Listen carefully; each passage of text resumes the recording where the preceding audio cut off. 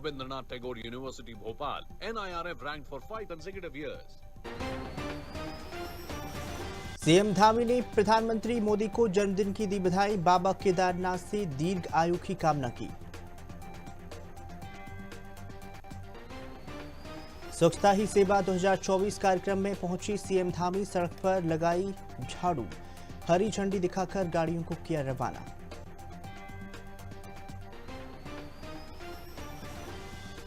बुजुर्ग की बैल से बेरहमी से पिटाई की घटना सीसीटीवी कैमरे में कैद, जिम्मेदार मौत।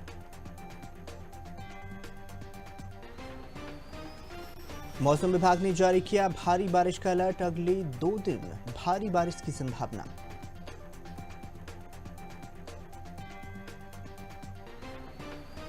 बंद सड़कों पर सीएम धामी सख्त, अधिकारियों को दिए अल्टीमेटम। चप्पे चप्पे पर नजर।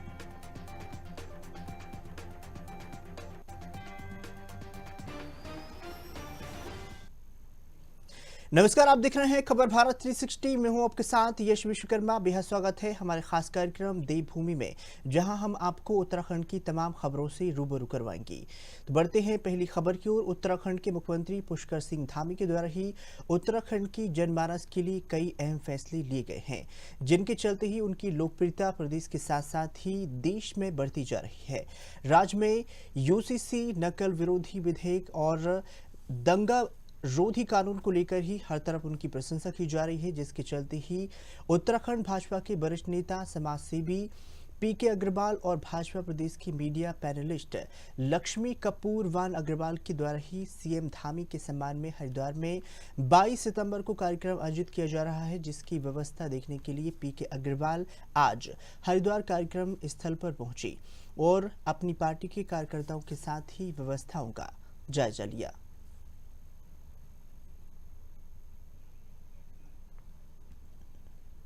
मुख्यमंत्री पुष्कर सिंह धामी से मंगलवार को ही मुख्यमंत्री कैंप कार्यालय में कैबिनेट मंत्री सौरभ बहुगुणा और विधायक शिव अरोड़ा के नेतृत्व में उधम सिंह नगर जनपद के सितारगंज, गदरपुर और रुद्रपुर क्षेत्र में ही बंगाली समुदाय के लोगों ने भेंट मुलाकात कर ही मुख्यमंत्री के समक्ष अपनी विभिन्न समस्याएं रखी हैं।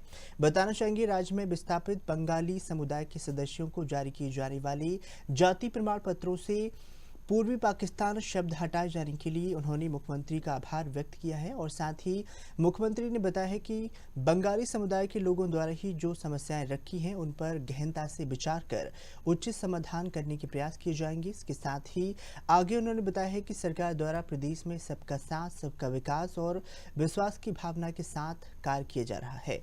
इसके साथ ही विभिन्न समुदाय की समस्याओं का हर संभव समाधान के लिए सरकार निरंतर काम करती रहेगी।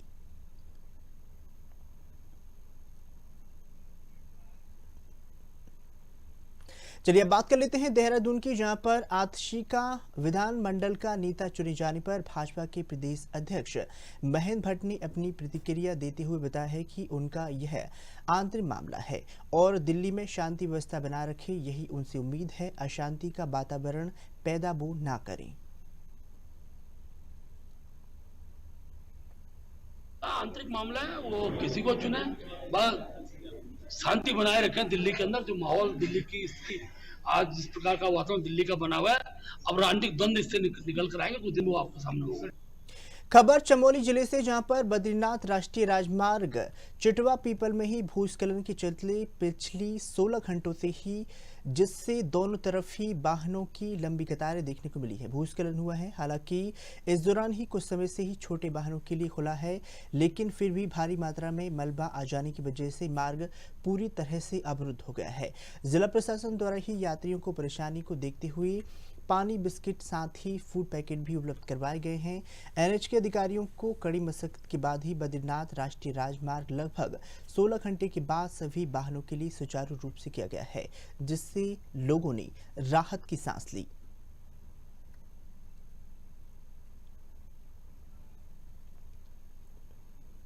अगली खबर का रुख करेंगे, जो कि हल्द्वानी से, जहां पर बनभूलपुरा पुलिस को बड़ी कामयाबी मिली है, जहां पर पुलिस ने एक अंतर्राज्यीय वाहन चोर गिरोह का पर्दाफाश कर दिया है और आरोपियों को भी गिरफ्तार कर लिया है।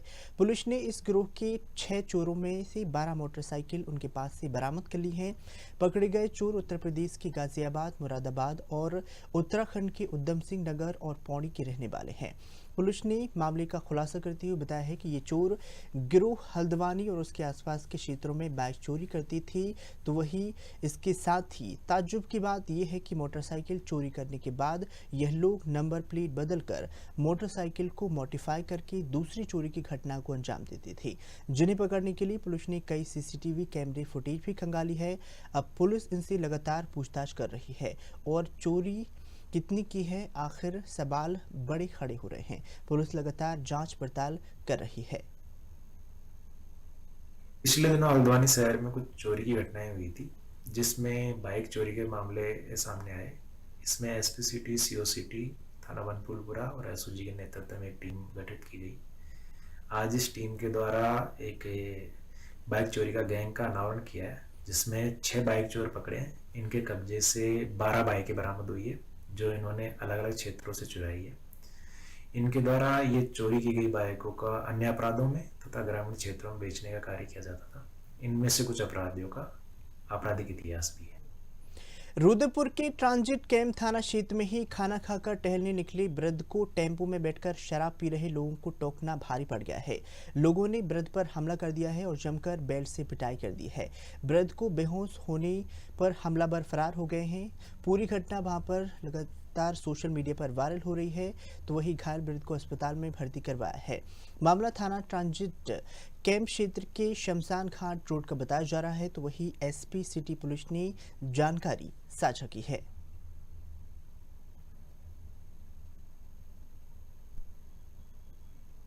सोशल मीडिया के माध्यम से एक वीडियो आया है संज्ञान में, जिसकी हम लोग जांच कर रहे हैं। इसमें कौन जो है विक्टिम है और कौन इसमें जो एक्यूज हैं, जो पिटाई कर रहे हैं, इनको हम लोग आइडेंटिफाई कर रहे हैं और जैसे ही आइडेंटिफाई होते हैं इसमें कार्रवाई की जाए। हल्द्वानी पुलिस और एसओजी टीम ने ही लग्जरी कार से शराब तस्करी करने वाले एक तस्कर को गिरफ्तार कर लिया है। पुलिस के मुताबिक यह तस्कर पहले भी शराब तस्करी के मामले में फरार हो चुका है। एक बार फिर से पुलिस और एसओजी ने संयुक्त रूप से ही चेकिंग के दौरान एक तस्कर को 7 पेटी शराब के साथ ही गिरफ्तार कर लिया है। साथ ही युवक से लग्जरी कार भी बरामद कर ली है। पुलिस क्षेत्र अधिकारी नितिन लोहनिक ने बताया है कि भोटिया पड़ाव का रहने वाला यह अमनजोतपुर में भी शराब तस्करी में लिप्त था, जिसे एसओजी और पुलिस ने रंगे हाथों 7 पेटी शराब के साथ गिरफ्तार कर लिया है।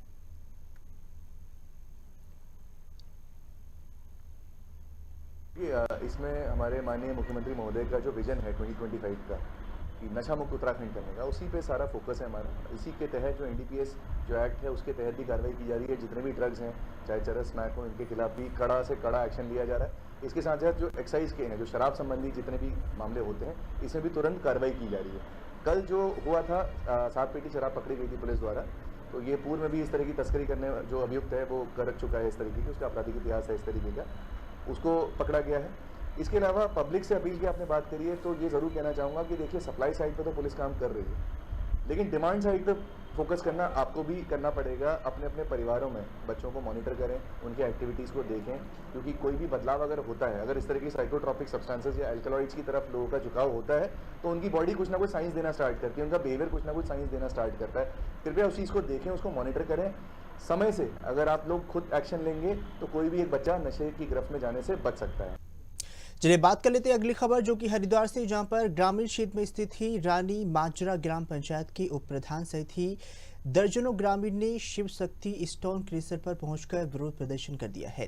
क्रेशर स्वामी पर अवैध खनन करने और नमामि गंगे तहत ही बड़े नाले का क्षतिग्रस्त करने का आरोप लगाया गया है, जिसमें प्रदर्शन कर रहे दर्जनों ग्रामीण ने बताया है कि रानी माजरा क्षेत्र में स्थित ही शिव शक्ति स्टोन क्रेशर अपने क्रेशर के अंदर ही अवैध खनन कर रहा है, जिससे क्रेशर के अंदर ही 10 से 20 फीट गहरे गड्ढे हो चुके हैं और इससे पास के खेतों में मेड़ गिरने लगी है। किसानों की खेती करने में काफ़ी दिक्कत उन्हें उठानी पड़ रही है। उन्होंने आगे बताया है कि रानी माजरा ग्राम पंचायत की कई पंचायतों के बीच सिंचाई विभाग द्वारा नमामि गंगे के तहत ही नाले का निर्माण करवाया गया था। ताकि समस्त ग्राम पंचायतों के किसानों को खेती करने के लिए सिंचाई का लाभ मिल सके और फसलों की सिंचाई में पानी की किल्लत से किसानों को जूझना ना पड़े। तो वहीं एसडीएम से शिकायत की है पर कोई कार्रवाई नहीं हुई। सबसे पहले तो मेरा नाम भाई साहब अनुराग चौहान है, गांव रानी माजरा है। अच्छा, इसमें आप देख रहे होंगे, आपने भाई साहब देखा भी होगा, इसमें अवैध खनन कर रखा है इन्होंने, बहुत बेतुका, ना तो कोई बाउंड्री है ना कोई है। और सबसे बड़ी बात है कि हमारी सरकार ने जो है ये आप देख ही रहे इधर नाला बना हुआ है, उस नाले को भी ध्वस्त कर रखा है इन्होंने। मुश्किल से 5 फीट की दूरी से नाले से खनन हो रखा है। अब ये आप बताइए, आने वाले समय में ये जो मैड है जो इसकी नाले की, वो ढहेगी भी, नीचे भी डलेगी, तो नुकसान तो किसे होगा? सरकार को भी होगा, और जो यहाँ की जनता पानी की सिंचाई करती है इससे नाले से, उसे भी होगा। तो बताओ सिंचाई करेगा कैसे किसान फिर? और आने वाले टाइम में फिर एक समस्या और भी आएगी। आने वाले टाइम में एक समस्या क्या आएगी, जब ये आपका जो चोआ होता है, पानी है, वाटर लेवल है जमीन का, वो कितना नीचे चला जाएगा। जब ये 25 फुट नीचे खुद चुका है तो ये कितना नुकसान होगा किसानों का। ये देखो, दोबारा थोड़े डालेगा, इतना किसान पे कहाँ तक पैसा आएगा? बार बार वो थोड़ा ऐसे डालेगा, उसको क्या भाई लाइन डलवाएगा बार बार। शिव शक्ति स्टोन क्रेशर है, कोई मालिक है बाहर का, पता नहीं कौन है क्या है भाई, कहाँ से आ जाते हैं लोग बाहर के यहाँ पे। बताओ, कम से कम इन्होंने अरबों करोड़ों रुपए का काम कर रखा है मोटा, और आम जनता को यहाँ परेशान कर रखा है लोगों को। अच्छा, इसकी इनकी शिकायत तो देखो जी हर जगह कर दी, सीएम पोर्टल पर भी कर दी, एसडीएम साहब को भी दे दी, आगे भी बहुत खनन अधिकारी है उनको भी कर रखा है, मगर अभी तक कोई उचित कार्रवाई नहीं हुई इसमें। अच्छा, हमारी मांग ये है कि इस पे जो कार्रवाई होनी चाहिए, इस पर आकर देखा जा कि इस पर रॉयल्टी है या नहीं है। ये इतना खनन कर रहा है, कितने घन मीटर की वो कर रखी है इसने खनन, ऐसा कैसे कर सकता आदमी? जो खेत था यहाँ पूरा, और इस खेत में जो है क्रेशर लगा दिया गया, जबकि इसके आसपास बिल्कुल जड़ में लगते हुए नाला भी है पानी का, जो सरकारी नाला बना रहा है गवर्नमेंट का, जो कहीं करोड़ की योजना थी, वो भी इसकी जड़ में से टूट गया। 1-2 जगह से इन्होंने दोबारा मरम्मत करा दी उसकी, और जो बिल्कुल सब खेती जो है इससे लगती भी है, बिल्कुल मतलब डोर जो है सब खेतों की इससे लगती भी है। यानी कि कोई गंगा का एरिया आयो, गंगा का एरिया नहीं है, बिल्कुल जो हकीकत खेती हो वो हो यहाँ। तो दिक्कत तो आती है, मान लिया फसल पर जब क्रेशर चलता है, उसकी धूल उड़ती हो, वो फसल के ऊपर जमती हो, तो उससे तो दिक्कत पैदा होगी ही। पानी में दिक्कत आवो जब मेंढ कट जा। अब नाला मान लिया ये पानी में इसमें आना था, इसमें नहीं आ पाता क्योंकि सारा हट चुका। अंकल जी, इसकी आज तक कोई कार्रवाई नहीं हुई। मानसून की दस्तक के बाद ही प्रदेश में लगातार हो रही भारी बारिश के चलते ही इस बीच मौसम विभाग ने एक बार फिर से पूर्व अनुमान जारी कर दिया है। मौसम विभाग के मुताबिक ही 1 से 2 दिनों तक ही प्रदेश के अधिकांश हिस्सों में भारी बारिश की चेतावनी मौसम विभाग ने जारी कर दी है। हालांकि अन्य जनपदों में हल्की से मध्यम बारिश के आसार नजर आ रहे हैं। मौसम विभाग के निदेशक विक्रम सिंह ने बताया है कि आने वाले 2 दिनों तक ही पिथौरागढ़, चमोली और नैनीताल में जनपद को येलो अलर्ट में रखा गया है। हालांकि बागेश्वर में ही इस बार ऑरेंज अलर्ट रहेगा। साथ ही जनपद पंचायत में हल्की मध्यम से बारिश हो सकती है, कहीं कहीं भारी बारिश की संभावना भी नजर आ रही है। इसके साथ ही आगे मौसम साफ रहने के अनुमान है। हालांकि 23 से 24 सितंबर में छुटपुट बारिश की संभावना मौसम विभाग ने जता दी है, लेकिन इसके बाद भी मौसम साफ रहने का अनुमान नहीं है। इसके साथ ही दौरान ही भारी बारिश के चलते ही मौसम विभाग ने आम जनता को सतर्क रहने की हिदायत भी दे दी है। आगे अगर बात कर लें, आज 17 तारीख आपकी है, तो 17 और 18 में जो पहले भी बोला गया था कि थोड़ी जो एक्टिविटी इस दौरान बढ़ेगी, जो अभी एक निम्न दबाव का क्षेत्र या जो डिप्रेशन जो है गंजेटिक वेस्ट बंगाल पे बना हुआ था, तो वो अब आगे को थोड़ा मूव करेगा, और हालांकि वो वीक पड़ जाएगा, काफ़ी वीक पड़ जाएगा, पर उसकी वजह से कहीं ना कहीं जो एक्टिविटी थोड़ी सी हो मिलने वाली प्रदेश में। तो आज 17 और 18 के 2 दिन की बात कर रहे हैं, तो अनेक जगहों तक में हल्की मध्यम बारिश की वो संभावना है। जहाँ तक भारी बारिश की बात करें, वार्निंग की बात करें, तो येलो में आप ये कह सकते हैं कि जो हमारा पिथौरागढ़ है या इसी तरह चमोली डिस्ट्रिक्ट है या नैनीताल है, उसको रखा गया है, येलो वार्निंग में रखा गया। या इंटेंस शावर है और जगह भी जो हिल्स में अगर बात करूँ तो उसकी बिल्कुल संभावना है। तो आज 17 तारीख को आप ये कह सकते हैं कि इस तरह की एक्टिविटी है। और बागेश्वर डिस्ट्रिक्ट में थोड़ा दिख रहा है कि वहाँ थोड़ा ज़्यादा, तो वेरी हैवी तक भी एक आध का वहाँ हो सकता मिल जाए, तो उसको ऑरेंज में भी आज हमने रखा है। तो बाकी अगर देखें तो येलो वार्निंग मेनली हमने आज जो है वो रखी हुई। कल जा रहे हैं 18 को, तब भी एक्टिविटी लाइट से मॉडरेट में कहूँगा कि अनेक जगहों तक में हिल्स में विशेषकर वो मिलनी चाहिए। और हैवी रेन की बात करें तो हमारे जो अंदर के डिस्ट्रिक्ट है जिसमें कि उत्तरकाशी, चमोली या रुद्रप्रयाग है, इनमें संभावना दिखती है कि एका दुक्का हैवी रेन्स कल 18 को भी वहाँ पे मिल सकती है। उधम सिंह नगर जिला मुख्यालय पर ही रुद्रपुर में अलग अलग घटनाओं में 3 लोगों की मौत हो जाने का मामला सामने आया है। पुलिस ने तीनों शवों को कब्जे में लेकर ही पोस्टमार्टम के लिए भिजवा दिए हैं। पूरे मामले में जांच शुरू कर दी है। पहला मामला ट्रांजिट कैंप थाना क्षेत्र का है, जहां पर एक होटल की कमरे में बताना चाहेंगे आगमगढ़ उत्तर प्रदेश के रहने वाली एक युवक ने ही फांसी लगाकर खुदकुशी कर ली है। तो वही जब कमरे में बाहर नहीं निकला तो होटल कर्मचारियों के द्वारा ही पुलिस को सूचना दी गई। पुलिस ने कमरे का दरवाजा तोड़कर ही शव को कब्जे में लेकर पोस्टमार्टम के लिए भिजवा दिया है। परिजनों की घटना की जानकारी दी गई उनको और मृतक का नाम धीरज पांडे पुत्र ओम प्रकाश पांडे बताया जा रहा है। धीरज आजमगढ़ से ही रुद्रपुर आकर एक ट्रांसपोर्ट में काम करता था। उसने आवास विकास में एक होटल में कमरा लेकर फांसी लगाई है। दूसरा मामला काशीपुर रोड का है, जहां पर अज्ञात वाहन ने युवक को कुचल दिया है, जिसमें शांति कॉलोनी नकुलिया सितारागंज के रहने वाले महेश पुत्र मकई की मौत हो गई है। महेश पैदल सड़क पार कर रहा था और उसको अज्ञात वाहन ने टक्कर मार दी, जिसमें उसकी मौके पर ही मौत हो गई है।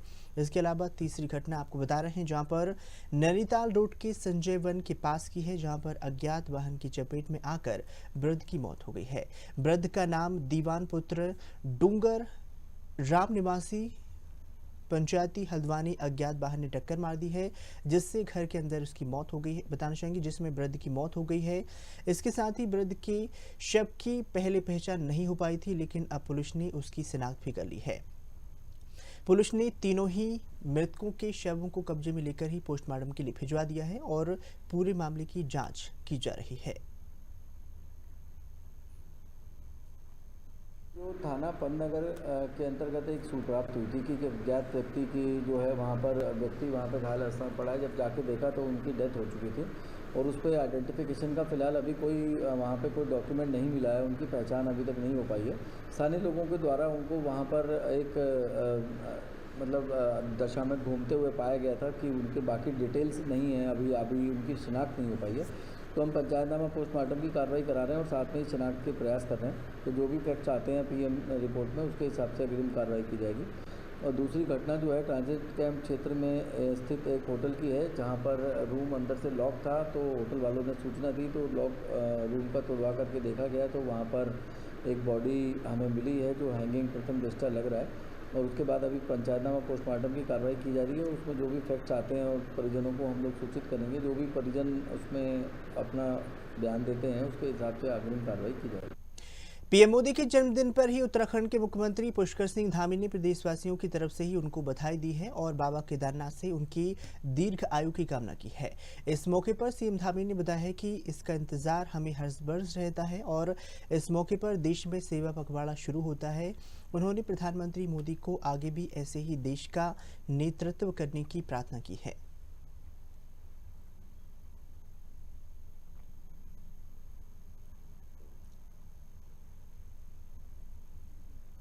से हम सब लोगों को वर्ष भर उसकी प्रतीक्षा रहती है, क्योंकि सेवा पखवाड़ा हम प्रारंभ करते हैं और आदरणीय प्रधानमंत्री जी के नेतृत्व में आज भारत एक बड़ी विश्व शक्ति बन रहा है। पूरी दुनिया के अंदर भारत का मान सम्मान बढ़ रहा है।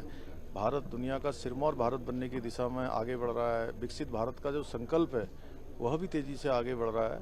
तो मैं बाबा केदार से प्रार्थना करता हूँ उत्तराखंड वासियों की तरफ से कि बाबा केदार हमारे आदरणीय प्रधानमंत्री नरेंद्र मोदी जी को दीर्घायु करें, उनको स्वस्थ रखें और लंबे समय तक उनका नेतृत्व और मार्गदर्शन देश को प्राप्त होता रहे। धन्यवाद। उत्तराखंड के मैदानी जिले में ही बढ़ती आपराधिक घटनाओं के बाद ही पुलिस प्रशासन पूरी तरह से सचेत हो गया है। इसको देखते हुए पुलिस मुख्यालय में डीजीपी अभिनव कुमार ने ही होटल और धर्मशाला ऑन के व्यवसायियों को खास दिशा निर्देश दे दिए हैं। उन्होंने बताया है कि यह देखा गया है कि आपराधिक घटना को अंजाम देने के बाद ही अपराधी होटल या फिर धर्मशालाओं में बिना पहचान पत्र के कमरा किराए पर लेते हैं और फिर मौका मिलने के बाद ही वहां से फरार हो जाते हैं, जिस कारण ही पुलिस को खोजबीन करने में काफ़ी परेशानी होती है। इसके साथ ही उत्तराखंड के डीजीपी अभिनव कुमार ने सभी होटल व्यवसायियों और धर्मशाला चलाने वालों से यह आग्रह कर दिया है कि वे बिना आधार कार्ड या फिर ड्राइविंग लाइसेंस जैसे पहचान पत्र के किसी भी व्यक्ति को अपने होटल में कमरा किराए पर ना दें। साथ ही आने वाले लोगों का फ़ोन नंबर जरूर पंजीकृत करें। जब भी किसी बैंक या व्यापारिक प्रतिष्ठान में ऐसी कोई बड़ी घटना होती है तो कहीं ना कहीं किसी ना किसी का इसमें मतलब अंदर से कुछ ना कुछ सूचना दी गई होती है, या इस केस में तो जैसा हमें पता चला कि इन लोगों ने आके 2-3 जगह की रेकी की थी। अब उसमें भी जैसा हमें पता चला 1-2 जगह ऐसी जगह रुके थे। नॉर्मली देखिए अब हम लोगों ने इंस्ट्रक्शन जारी कर दिए हैं कि सभी होटल धर्मशाला वाले रजिस्ट्रेशन करें, जो भी आप उनके आके रुकता है उसका आधार कार्ड या डीएल नोट किया जाए, उसका मोबाइल नंबर सही से नोट किया जाए, ठीक है। लेकिन इस घटना में जैसे हमने पाया कि वहां पे कुछ ऐसे प्रतिष्ठान थे जिन्होंने ये कार्रवाई नहीं की। अब जब ये भी एक सोचने की बात है, जो वहां पे जो होटल धर्मशालाएं हैं उनको भी इस बारे में, और हम आग्रह उनसे यही करेंगे, उनके साथ भी मीटिंग करके, कि जो हम ये प्रिकॉशंस लेते हैं ये आपको तंग करने के लिए नहीं, आपकी सुरक्षा के लिए लेते हैं, तो इसमें भी पुलिस का ठीक से सहयोग करें ताकि आगे हमें ऐसी घटनाओं को रोकने में। मुख्यमंत्री पुष्कर सिंह धामी ने बारिश और भूस्खलन की वजह से ही बंद सड़कों को 2 दिन के लिए भीतर खुलने के दिशा निर्देश अधिकारियों को दे दिए हैं। साथ ही लापरवाही करने पर सख्त कार्रवाई की चेतावनी भी उन्होंने जारी कर दी है। बताना चाहेंगे मुख्यमंत्री के दिशा निर्देश पर ही आपदा प्रबंधक सचिन विनोद कुमार सुमन ने बताया है कि वीडियो कॉन्फ्रेंस के माध्यम से सभी जिलों में प्रशासनिक अधिकारी और अभियंताओं के साथ ही बंद सड़कों की समीक्षा बैठक की गई है। इसके लिए उन्होंने दावा किया है कि 2 दिन के भीतर ही 95% सड़कों में यातायात के लिए सुचारू रूप से किया जाएगा और आपदा प्रबंधक विभाग की रिपोर्ट के अनुसार ही राज्य की 250 से ज़्यादा सड़कें बंद थी और सड़कों के यातायात के लिए सुचारू करने में लापरवाही पर दंडात्मक कार्रवाई की जाएगी। देखिए, जो बरसात का मुख्य समय था लगभग निकल चुका है। अब जो अभी IMD द्वारा जो प्रेडिक्शन दिया गया है उसके अनुसार अब बहुत अधिक बरसात नहीं होनी है। बरसात थोड़ा बहुत होती रहेगी। बहुत ज्यादा बरसात या तोड़ वाली बरसात या लैंडस्लाइड वाली बरसात संभावना कम है, लेकिन मौसम का वो स्वरूप बदलता रहता है। अगर बदलेगा तो उसके अनुसार फिर जो रणनीति बनाएंगे। अभी जो सूचना हमारे पास है कि मौसम खुला रहेगा, बरसात होगी लेकिन बहुत अधिक खतरनाक बरसात नहीं होगी या बहुत अधिक लॉस करने वाली बरसात नहीं होगी। अब दूसरी प्राथमिकता हमारी है जो सड़कें बंद है उसको खोलने के लिए। उसको खोलने के लिए जैसा मैंने पहले बताया, माननीय मुख्यमंत्री जी द्वारा स्पष्ट रूप से सभी को निर्देशित किया गया है कि जो भी सड़कें बंद हैं त्वरित गति से खोला जाए। उस क्रम में सभी जिलाधिकारी, सभी हमारे विभागीय अधिकारी, चाहे NH के अधिकारी हों, चाहे PWD के हों, चाहे DRO के हों या PMGSY के हों, सभी के द्वारा प्रयास किया जा रहा है। उसके क्रम में आज मेरे द्वारा एक बैठक रखी गई है। हमारा प्रयास होगा कि जो रास्ता जितने समय में, न्यूनतम समय में खुल सकता है उतने खुल जाए, उसके लिए कार्रवाई हम लोग करेंगे।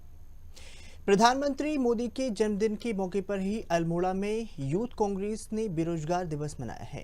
कांग्रेस के यूथ विंग में सरकार के खिलाफ ही प्रदर्शन कर दिया है, नारेबाजी की और पकौड़े तलकर ही बेरोजगारी की समस्या पर ध्यान आकर्षित किया है। बताना चाहेंगे प्रदर्शन कर रहे युवाओं में ही सरकार के रोजगार देने की उन्होंने वादा किया था। युवाओं का कहना है कि सरकार ने चुनावी वादे रोजगार देने की बात कही थी, लेकिन अभी तक 20 साल बीत जाने के बाद ही कोई यहाँ पर रोजगार नहीं मिला है। हम अभी के अभी बेरोजगार हैं।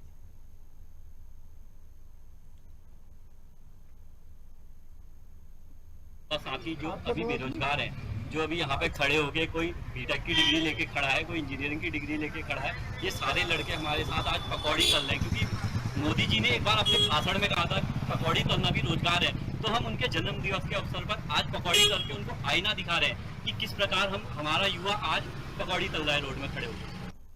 खास कर बस इतना ही, दीजिए इजाजत, नमस्कार।